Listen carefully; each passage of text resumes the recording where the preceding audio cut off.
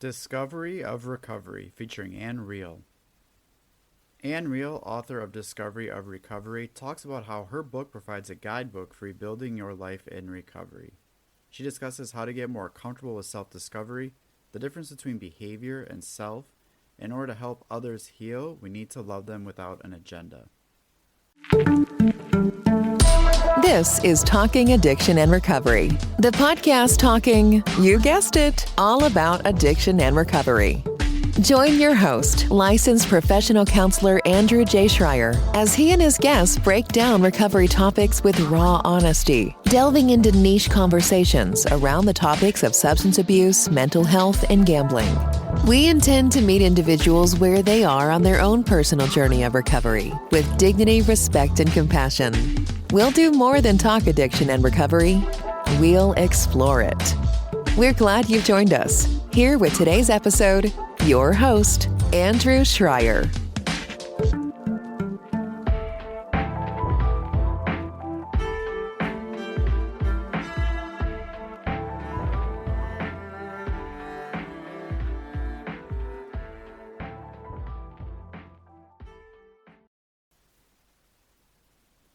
Our guest on this episode is Anne Reel, and she is the author of Discovery of Recovery, How to Rebuild Your Life in Recovery, a psychiatric RN and a mental health coach who has worked across the USA, Ukraine, and Bali.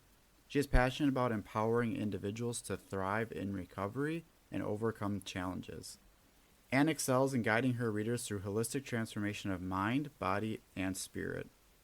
Her book provides evidence-based practices and spiritual wisdom by incorporating powerful techniques to reprogram the mind and cultivate emotional resilience and self-esteem, and offers a comprehensive toolkit to support clients on a transformation journey toward rebuilding their lives and becoming stronger and happier versions of themselves.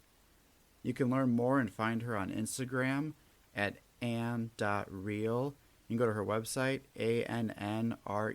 annreal.com.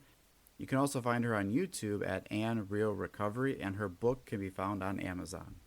Hello, Anne Reel, and welcome to Talking Addiction and Recovery podcast. Hello, very excited to be here. Thank you so much. You're welcome, and you are the author of Discovery of Recovery, How to Rebuild Your Life in Recovery. Now, one thing that stood out when I read it right away was you don't spend a whole lot of time diving into your story. You get right into like, these are some things to start doing. What was your approach to writing it that way? Honestly saying, I wanted to make my book as helpful to my reader as possible. And I did include the preface with my story where I share it for readers to relate to it and to see that, I'm not talking about it out of nowhere. I went through it and I know exactly how it feels like, but my book is focused on the reader. How can I help the reader of the book?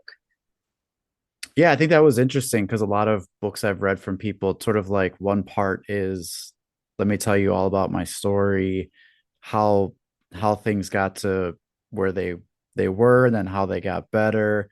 And yours was really almost like diving right into it. Someone can start taking things like practical things right out the gate. It wouldn't take them half the book to be like, okay, now let's learn how to do this.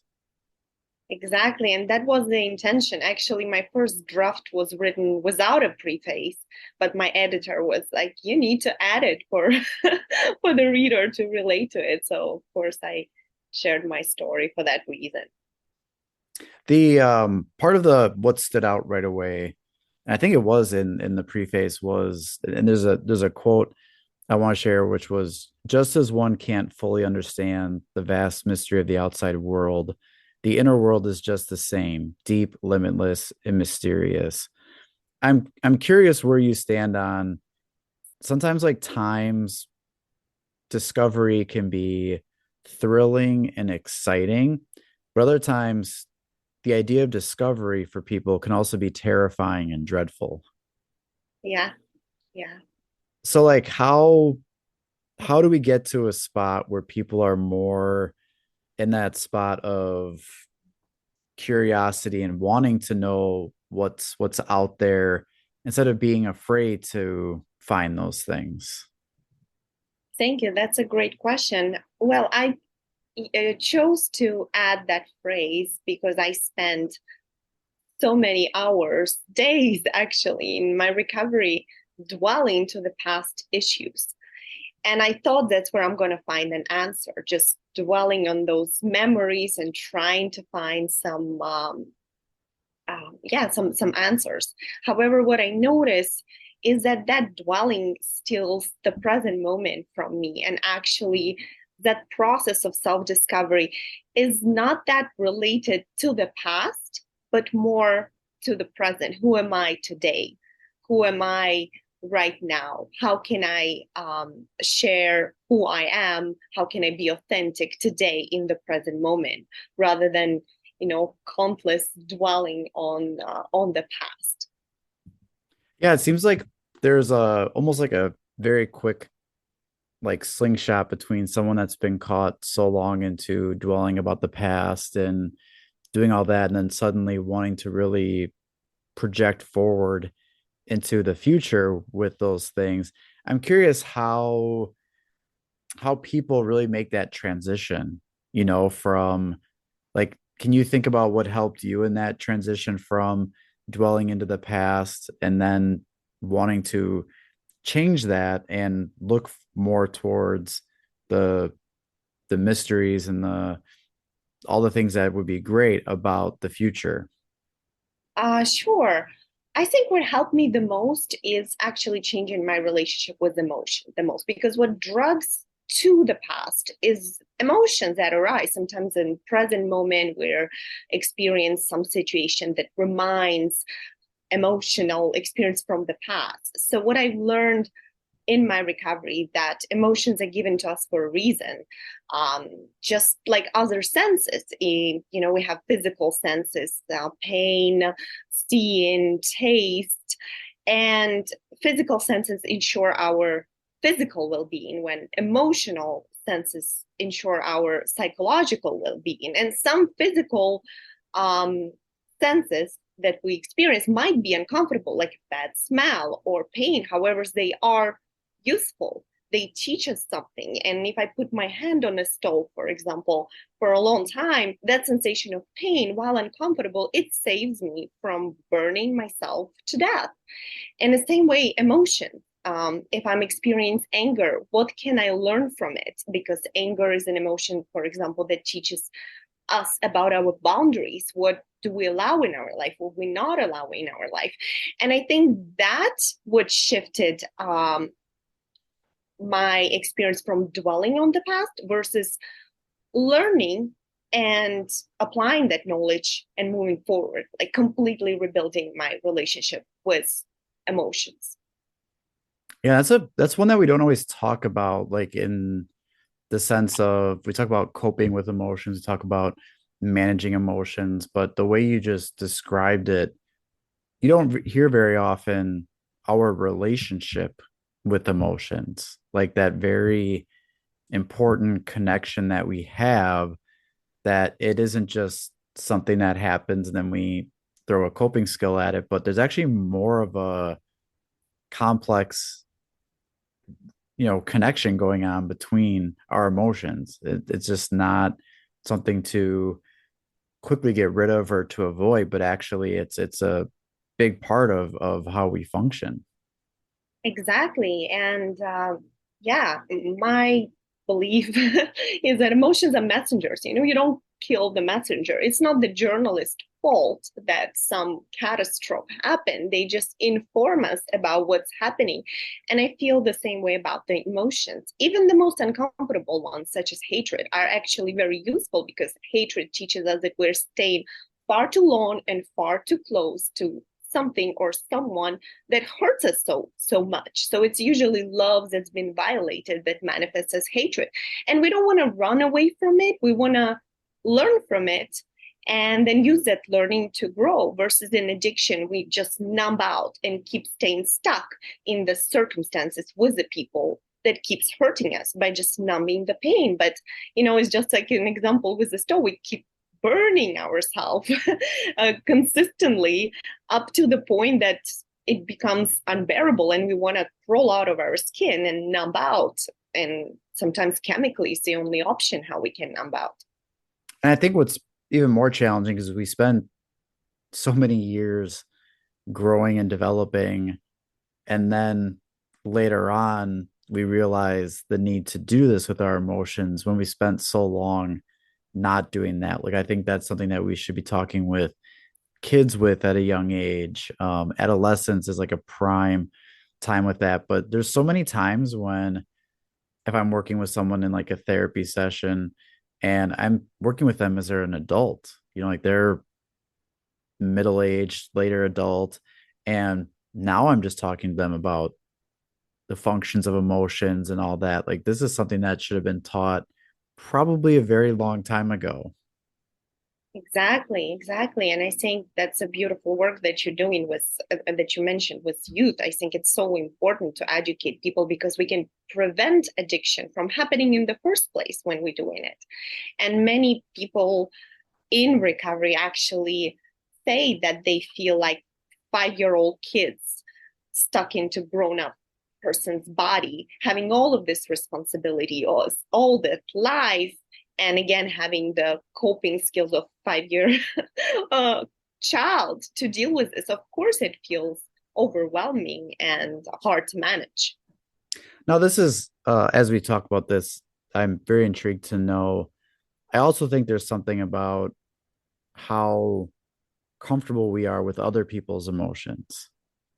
So, like, you got like a child and a parent. You've got like a significant other and a spouse. You have coworkers, colleagues, like fellow students. Part of it is also like, how do we do when we are around other people when they're experiencing their emotions? I think that plays a big role in some of the things that we see with some, conflict with one another. And just we always don't do well, not only with our own, but we also don't do the best with sitting with other people's emotions. Exactly. I think you're straight to the point mentioning that. And I think that's where assertiveness comes into play. I think it's a crucial skill for staying sober. And addiction gives us a superpower to tolerate most uncomfortable things. It gives us very strong frustration tolerance, but it's a really bad superpower to have, especially when it comes to the addiction, because by numbing out our pain, we lose all the motivation to walk away from it, to walk away from people and circumstances that hurt us a lot. And in recovery, when we learn assertiveness, we learn how to say no to others and say yes to ourselves. And this is a crucial skill, that helps us to be direct in communicating with others while still having that integrity, being a person we strive to be. Like if kindness is important, we want to behave in a kind way, yet we want to be honest and direct. And that's crucial skill because if we don't do that, we're going to be surrounded by people who either take advantage of us or toxic in some way or another. And in those circumstances, staying sober becomes extremely difficult, especially in early recovery when there's a lot already going on. Even if you're in a perfect environment, like in Bali in meditation retreat, when you're getting sober, it's going to be emotionally tough still. What happens if we put dysfunctional relationship on top of that? Becomes unbearable. So I think assertiveness is one of the crucial skills to learn in early recovery. I think people sometimes just, as we talked about, the function and the value and the purpose of emotions, that people equate discomfort and distress as automatic, like danger, like this isn't good. Like I see someone who seems like uncomfortable, they're struggling with it, and I think the most people then they want to try to like resolve that, right? Like it's hard for a parent to see a kid um struggling. It's hard for a counselor to see a client in that way, right? So sometimes let's resolve the emotional discomfort, but we don't always do that by learning from it. And then we see like repeated cycles of like, I feel this, let's get rid of it, feel it, get rid of it. Instead of actually being like, what purpose does this have? Like, what is this trying to tell me? And to do that, we got to be a little bit more comfortable with what's actually uncomfortable. Yeah, I think you're very right. There is this concept that I really like called emotional endurance. I use it a lot in my work, just like physical endurance. When we just go to the gym and try to run on a treadmill, we're going to get exhausted in a few minutes. But as we keep doing that, we get something called endurance, ability to run a long distance without feeling exhausted right away, without falling apart. I think same applies to emotions. We gain that skills by training to endure those emotions. However, with somebody who spend most of their life numbing out their emotion, like people who have addiction, of course that skill is not developed. So as a grown up, we need to practice that, have emotion, and not distract ourselves, not dissociate, not numb it out with some unhealthy behavior or another addiction, because addiction switching is so common in recovery. But just feel it and be with it without doing anything, because usually emotional response is something we later regret very much. So the best way is to just feel it without jumping into action. So I think you're very right saying that. I like the term emotional endurance. I think that just makes it seem more actually relatable, that people can think, if I can, endure it or, sustain with it, versus thinking to just, get rid of it. So I'll probably find myself using that term as well. Another area I want to talk to you about was part of your book talked about, things like forgiveness. And one part that came up was something to quote it by was, true justice is paying only once for each mistake. True injustice is paying more than once for each mistake, which you quoted someone else by that statement. And I want to talk about that, because for people who've used substances, who are in recovery, I think a big part is always struggling with, how long do I continue to pay for those past mistakes? Like I know people that have even been along their journey for many years, and they still think about all the things they did when they were, under the influence, or when they were doing some things. Like, to some people that's like a weight that never goes away. But the description, that quote right there, is important. So how do we talk about that? Thank you for a great question. I think it's very important to discuss those things. Yes, no healing is possible without self-love and self-acceptance, because if we think about it, if somebody struggles with self-hatred, well, hatred is a feeling that makes us want to attack the object of hatred. And if that's self-hatred, then it's attack towards self. So how can we change if we have self-hatred? It's impossible. Then we're prone to self-sabotaging behaviors and things like that. So when we're healing from that, I think one of the core points is distinguish behavior and being. We can behave bad. We can sometimes do things we regret, but it doesn't make us a bad human being per se. Who we are and what we do are not the same things. And no matter what we did in the past as a result of our addiction, and of course, in addiction, we are prone to certain things, especially, addiction causes a certain brain damage. It affects the part of our brain responsible for decision making. We cannot think clear. We're more prone to impulsive actions. And of course, our stories oftentimes filled with shame, embarrassment, misery. My story is just, the same thing.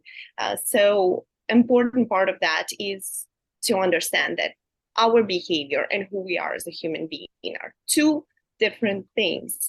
And even if we had some behavior in the past we're not proud of, it doesn't define us as a human being. We can today choose to live up to our values and slowly, one day at a time, embody who we want to become more and more through taking consistent actions. And that act of dwelling on the past, oh my God, what did I do? Why did I do that? Actually, what stands on our way of being of service today and being helpful today and being kind today, whatever we want to embody, we can practice that today. And that's a shift that needs to happen for somebody who wants to get out of those patterns. Yeah, that's like a whole nother deeper level of, I think we're talking now like identity type work. I've always thought it's interesting because I always thought the field of substance use and recovery always touched on identity in the way of, people identifying themselves typically in like the alcoholic addict, mentality. But I always felt like that wasn't really enough of the identity work that needs to go on in for the individual to like really dive into like how they see themselves, who they see themselves as, that whole being concept. One of the things that stood out in your book was by defining yourself, you are confining yourself. Mm-hmm. And looking at like how do we dive more into that sense of self and identity for people who have felt so lost because of their substance use. I stopped hearing you for a second. Sorry. You good now? Okay, yes, I hear you now. So I'm just curious how a lot of like what we were talking about sounds like identity work that's needed. And for people who have used substances for so long, the sense of who they are, they're doing some things that they never thought they would ever do. They make promises to themselves that they can't keep. They act certain ways in which they, would never think they would. Like that whole sense of self really kind of gets thrown in a cyclone so much that I've always felt identity work has been missing in treatment and recovery for people with substance use.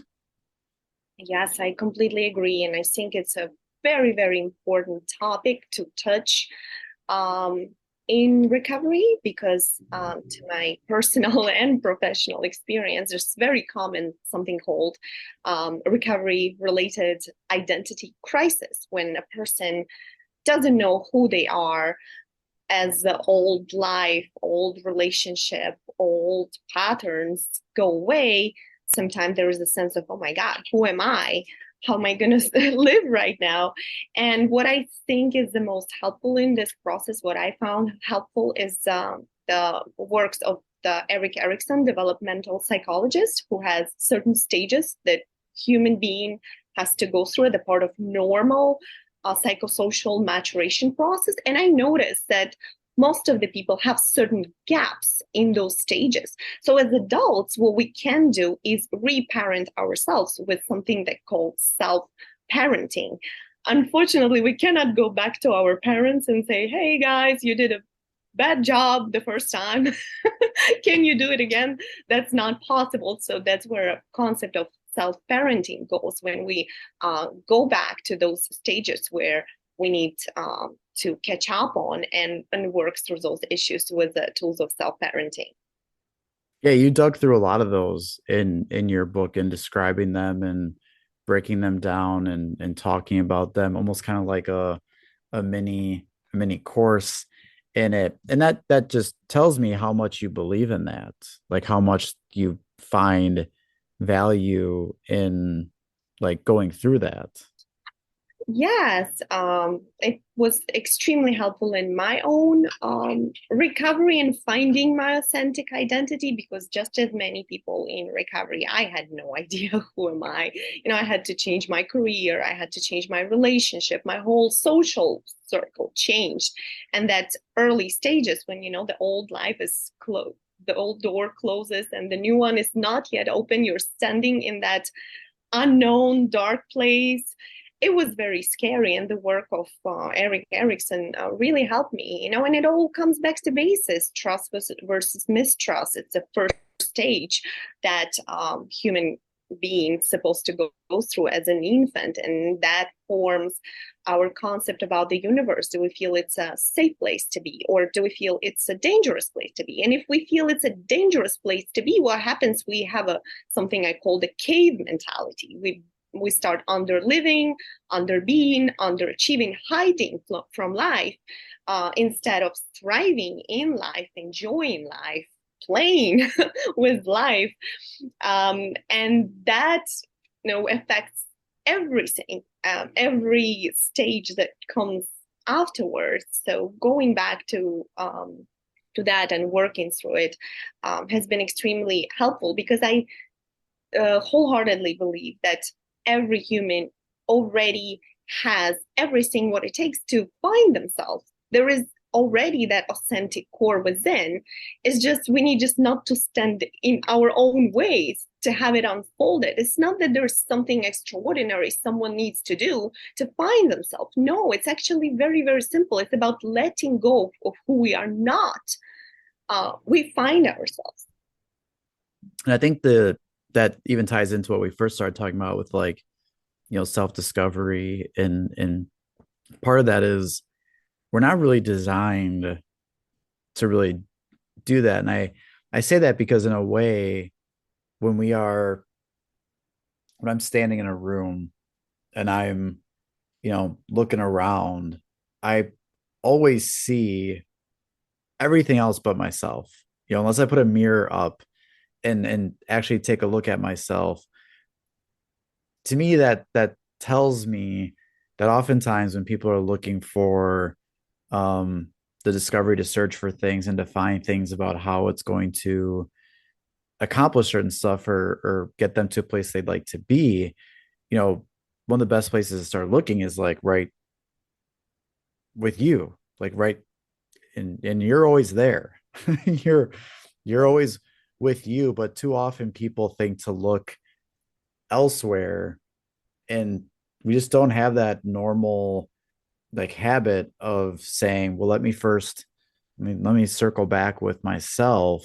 We're normally looking in other directions, other people, other things, items, possessions, jobs, all that. We don't usually look at us first. And I think that's where social conditioning concept comes into play a lot, because we all grow up in a specific family, specific society with certain expectations. And especially for those who struggle with addiction, it becomes very easy to pretend to be someone we're not, to fake certain behaviors to fit in, to be accepted, to receive admiration. However, that's not a path that will bring to happiness and joy in life. We oftentimes, if we have those patterns, we can be filled with people in the room but feel extremely alone. And what also came to mind is this phrase of Gandhi: the best way to find ourselves is to lose ourselves into service to others. And I think that's what also we come back to what we previously discussed, is that it's not by dwelling on our past we find who we are in the present moment. It's by actually of experiencing the present moment to the fullest ability, and to being exerting, I guess, our own characteristics, and being of service to others. That's where we find ourselves in the present moment, because who we were 5 years ago might not be the same person. We don't want to define ourselves, just want to experience. And I think that's a very important point. Yeah, very much so. So, I mean, I'm glad that there's more of that talk, because I think there's not just, the need to develop coping skills and to develop a support network, but part of that, some deeper digging into one's own self is a big part of that. But it doesn't get as enough attention as some of the traditional, like, treatment and recovery goes into. There was another thing that I wanted to talk with you about, which I think is really important when we talk about like family members, loved ones, significant others of people who are, struggling with substance use or who are, in recovery, is you mentioned that if you want to help others heal, love them without an agenda. That's a really hard thing for people to, first of all, I would say acknowledge. And two, I think that's hard for people to realize even how to do that, right? How to love someone without having an agenda with it. Yes, I think it's a important topic to discuss as well. I personally, in my recovery journey, have to redefine love, what I thought about love in the past, because my perception of love was very similar to people pleasing. I thought that love is people pleasing, is for me to do things that other people want me to do. However, what I learned in my recovery is that love sometimes can take different forms. Sometimes, actually, the most loving thing I can tell to a person is that what they don't want to hear the most.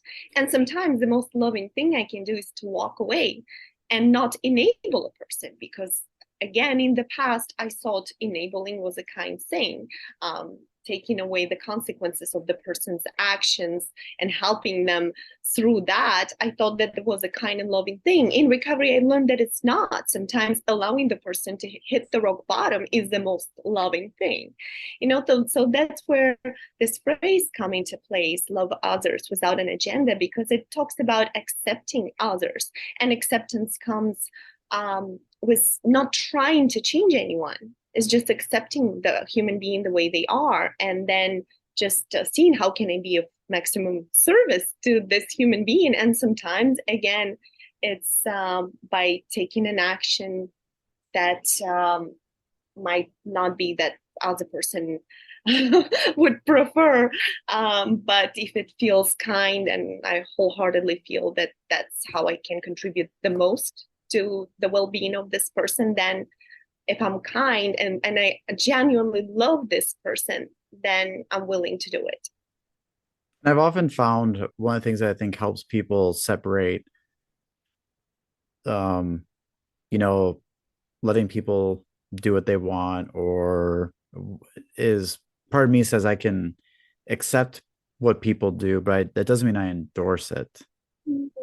So, like, I can acknowledge that people are going to do things that I'm not necessarily a fan of, but it doesn't mean that I say if they do that, that means they have my stamp of approval. Like, plenty clients and patients over the years have known that there are things that they know I wouldn't say, yeah, you know, AJ approved this. He gave his stamp of approval, but they know I also respect someone's autonomy, that they're gonna make choices. And then how do I help them when they make those choices, or they're contemplating those choices or recovering from those choices?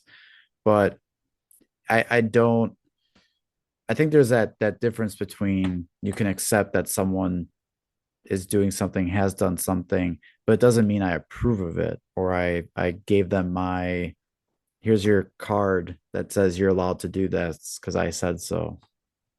Yes, I think it's a very important point. And in my experience with acceptance of other people, I had a similar experience, because there were certain people which the only reason why relationship existed even is because I didn't accept the human being, because I still had this idea that I can change it, I can prove it, I can do something, and that can shift. Sometimes, when there is this acceptance, wholehearted acceptance, the natural consequences of that is ending the relationship.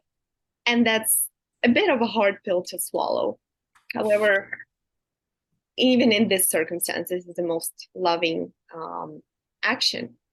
Sometimes the most loving thing two human beings can do toward each other is to part ways. Yeah, I think that does happen. Like, that's people are, that's where I believe in the footprints, right? People leave footprints, and some people they continue to leave footprints. Some people did, and now they don't anymore. But your life still was impacted by that. Like this, the sand still remembers those original ones, but sometimes they come and they go, and they're not as impactful anymore. So I was really glad to read that, because I empathize with the family members, the loved ones, significant others who are struggling, with someone's use, and even struggling when someone is not using. But I really believe loving someone without an agenda attached to it is more than likely what's going to be best. When I've looked at it as like love is like a gift, right? And when we have an agenda, it's more like giving someone the receipt. Mhm. Like saying like, well, here's this nice gift, but also like, here's the bill. Here's here's what you owe me for that, when that's not really what love is meant to do. I completely agree. I think that conditional love is actually one of the most unloving things a human being can do, because what it says, I like you, I love you if you do this and this and this and that. And if you don't do those, I don't like you. So we're projecting some image on a human being in front of us, and we're not allowing them to express themselves authentically. We are actually manipulating them through conditional love to behave in a way that is comfortable and that we like, which is very, very unloving. The most loving thing here to do is to just allow a human being to be who they are, and then decide if that aligns with us or not. Yeah, that's a really good um topic. I'm really glad that came up. And I think that's something that when we work with other people and other people are in someone's life, like we have more of a conversation of what love does look like. Because I think we assume people know that, or that people should know what it is to love unconditionally or love with condition. And sometimes people need to have a re-education on some of that topic. Yes, I completely agree with that. And even when it comes to addiction in particular, there's the numerous research that suggests that engaging in addictive substances numbs out empathy, and empathy is very important for us to feel connection, to feel love with other human beings. So oftentimes, when it comes to love, those of us who spend many years in addiction actually don't know what it's like and what is healthy love, what is that unconditional love. So in recovery, we need to relearn it as our empathy awakens again. So in kind of wrapping some things up, someone who is listening to this episode and they want to read your book, and they're getting into it, like what's one of the best things or best advice you could give for someone who then decides to dive into it and start reading it? Like, is there a certain approach that you are um like hoping someone takes with it? Is there a part that you want them to really take away with that can make this really, impactful? So I saw you put a lot of exercises in there. You put a lot of different things for people to just try and not just read. What was it that you would give as far as advice to people who are, yeah, I want to read this, and getting the most out of it? I guess the first thing that I would like to say to my reader is that you're exactly where you need to be, that you're okay. If early recovery feels uncomfortable, it's okay. You're doing well. There's nothing wrong with you. And the second thing, my book, um, it meant to be read slowly. It's a slow read. It's not something to rush through.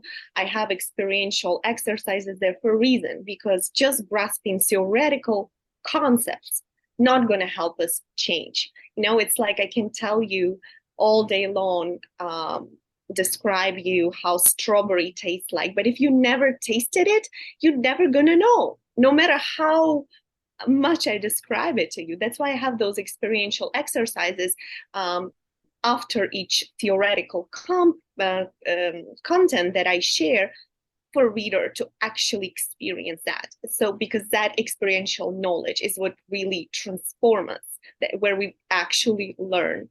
So yeah, I think my book can be helpful to somebody in early recovery, when life seems like a mess, when everything seems complicated, emotions are going out like a tornado, and life seems to falling apart. Know that it's a normal part of recovery. You're exactly where you need to be, and you can build a beautiful new life on that foundation.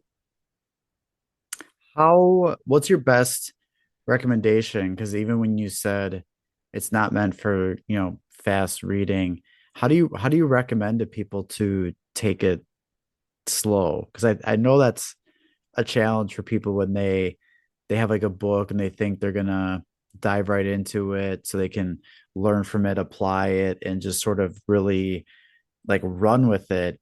You're trying to tell people to more walk with it. Like how best can people do that? Well, because my book is pretty much every chapter is a crash course in essential life skill to build an early recovery. Um, as with any skill that we learn in life, there is a part when we learn the theory, but there's also lots of practical component that actually needs to happen for us to master the skill. And my book offers like a training in all of those skills, but to actually master it, there is this effort, persistency, dedication that is needed. So my suggestion would be to read the chapter, do the experiential knowledge exercises, do journaling, and then come back to it again to build a strong, strong, strong skill. Because sometimes the repetition is the mother of learning, and sometimes just reading something once not gonna answer all of your questions. There are certain books I have in my life that I can read multiple times, and every time I gain something new out of it. And I think that applies to mastering those essential life skills, such as emotional regulation, for example. That's great. Yeah, I've that's one of the few times I've heard, someone who didn't necessarily push people to just go read it, dive into it, run with it. But you were actually this is more of a long haul. This is to really take away from it. It takes, more time and to do those things. So that's very, wise to hear. So I'm really grateful for you to hear that. So we're going to tell everyone where they can find your book and look for your book and all that. Any last parting words for listeners?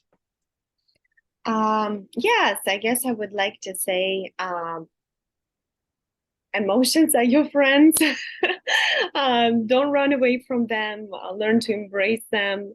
And even if the early recovery feels chaotic and painful and uncomfortable, there is ways through that, and you can completely transform your life into becoming beyond your wildest dreams. It's very possible. There are multiple people who've done it. And if you're in early recovery struggling, just know there is hope, there is faith, and you have plenty of resources. And my book is one of them, but there are plenty of resources to help you through it. So you're not alone and you can do it.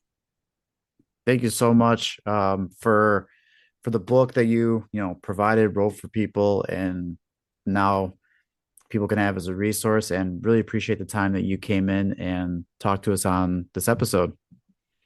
Thank you so much. It was a pleasure to me. Thank you for having me. And I'm really happy to share this information and be helpful to the listeners of your amazing podcast channel, which I'm a big fan of. Thank you. So yeah, listeners, pay attention to it. Look out for her book. And as always, we hope you learned something. You've been listening to Talking Addiction and Recovery with Andrew J. Schreier. We're so glad you've joined us and invite you to connect further with the show and these topics at www.andrewjschreier.com. That's AndrewJSCHREIER.com. You can also email us directly at talkingaddictionandrecovery@gmail.com and connect on social media, Instagram at Talking Addiction and Recovery, Facebook Talking Addiction and Recovery Podcast, and Twitter at TalkAR_podcast. To stay connected and never miss an episode, be sure to like, rate, and subscribe. Until next time, friends, let's keep talking addiction and recovery.